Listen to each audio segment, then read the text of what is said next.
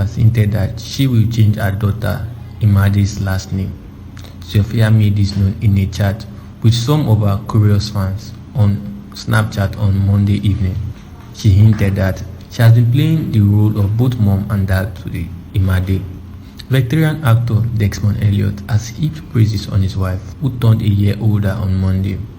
The Lagos State House of Assembly member shared a picture of his wife alongside a heartfelt message to celebrate his wife, describing her as his most treasured gift, and seized the opportunity to reaffirm his love.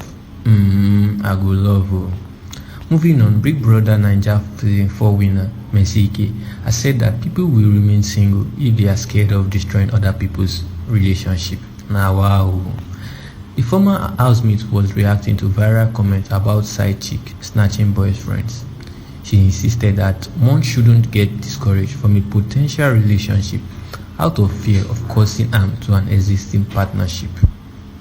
Is Sophia right to change Imade's son name?